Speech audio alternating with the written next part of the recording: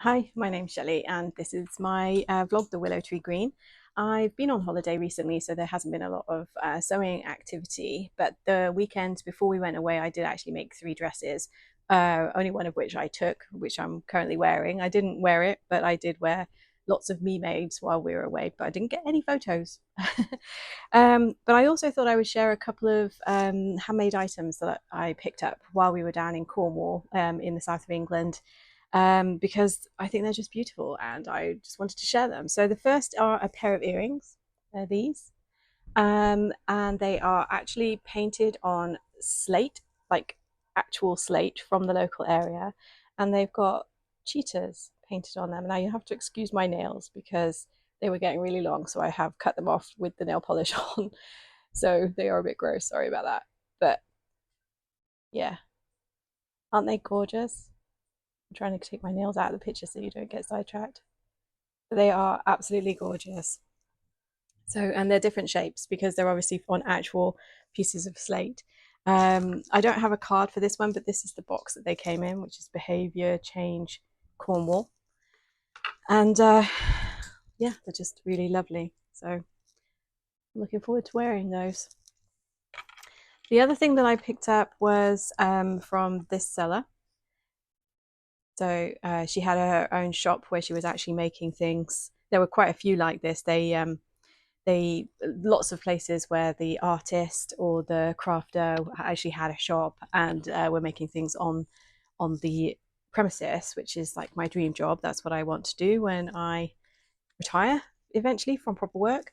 So this is the tag that was attached, and this is a hint of where I went to, a place called Polperro in Cornwall. And this is a reclaimed blanket. And these are all different types of, actually says it on here. It's a vintage Welsh blanket with designed and inspired by Joe Miller and inspired by the village of Polperro and Cornish traditions. And these are all different types of tweed as well. And this is all hand sewn by her. Um, and yeah, I don't need more little cushions, but on the end of my bed. But there you go, I have a new one. So I thought I would share that. My Beyond the Pink Door arrived as well. So this is the colorway I got from Beyond the Pink Door, with the thread and the rick rack. This is a Liberty print. I've never in my life had a Liberty print. I've washed this already.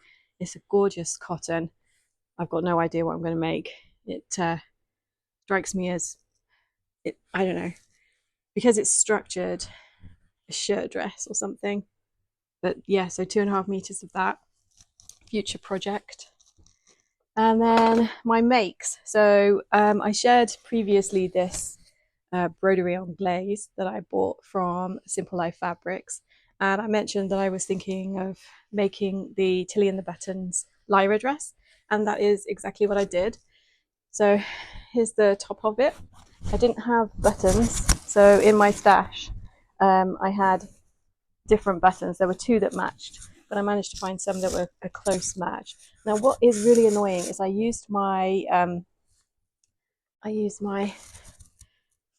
friction pen to, well, this is actually a threader's. It's not actually friction.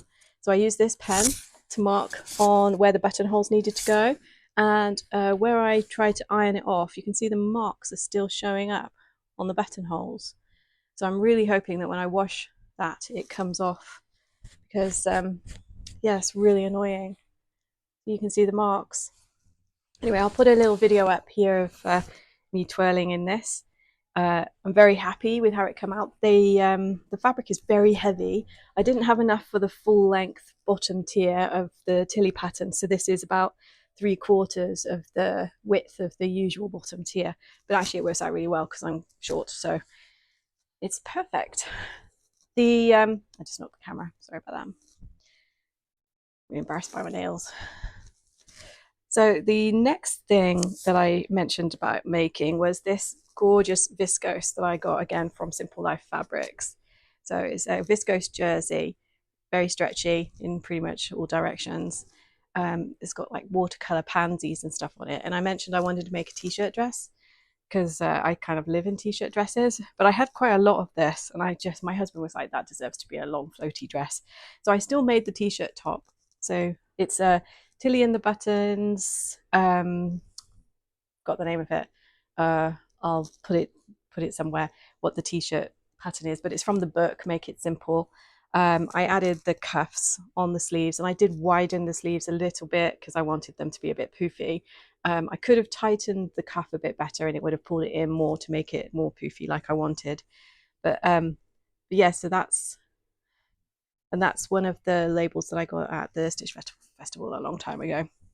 And I just added some elastic at the waist. So basically where I joined, I just measured around my waist. I didn't use a pattern piece or anything. And where the two pieces joined together, I left a big seam allowance, sewed a second line around that so that the elastic could be fed through that channel. Just trying to find it now. So it's like that. So the elastic is through there. And again, I shall put a little video up of me twirling in this. This is so comfy, so nice. It's very autumn vibes. I did take it with me, but I didn't end up wearing it. We had the hottest week in Cornwall. I mean, we were very lucky with the weather, but in some respects it was too hot. We wanted to do a lot of walking and we couldn't. And the final dress that I made is what I'm wearing, which is another Bardon dress. I think I mentioned that I wanted to make that. This is the I forget what the name of the fabric is. Batik. It's a batik dress fabric that I got from A&M Textiles in High Wycombe, where my daughter lives. And I think I bought 2 meters, and I had enough to make Bardon dress. Now I'll put some video up here. I think I've made a mistake in the gathering at the back because it's curving around my bottom. Now I do have quite a substantial bottom, and so it's just doing this weird thing, which I can't show you on here, but in the video you'll see. So it's doing this weird thing around my bottom, and I think it's because I didn't use 2 rows of gathering stitches, and I didn't do an even amount of gathering around the back. Now I spend most of my time at home because I work from home. I do go into the office from time to time, but I've got plenty of other dresses for that. So for sitting around at home, especially like today, where it's pretty hot and sticky in here, it's still perfect, and it doesn't matter that it does that weird thing over my bum. I even remember to put pockets in it, and I've put pockets in my Tilly and the Buttons Lyra dress, although they've got holes in, obviously, because it's made from I should have used a different fabric. But I didn't put pockets in this one because it's very drapey, and it just would not hold the pockets up. So plans coming up, I'm not sure really. I do have I have the experimental space lily top that I was making out of an old bed sheet, which is this fabric. It's got big skulls on it. It was just a bed sheet that I picked up in TK Maxx to finish. I haven't finished that yet, and I was going to talk more about that particular pattern. Trying not to say again, but I did anyway. So I've got that to finish. I have lots of other fabrics to use up and sew up. It's just too hot at the moment. I'm just not motivated to sew when it's too hot in here, and my windows are very large. I do have a Shibori stitching course coming up on Saturday with an old work colleague friend. We're meeting up to do that, so that should be interesting. I'll see if I can get a little bit of footage to show you what that's like, but I'll certainly show you what I make. I'm hoping to also make a junk journal out of all of the random bits of stuff that I picked up while we were away. We stopped on the way at Stonehenge, so I might even put a photo up here. So we went to Stonehenge, and in Polperro, every time we sort of got anything like bags or sweets or any receipts or anything, I kept everything.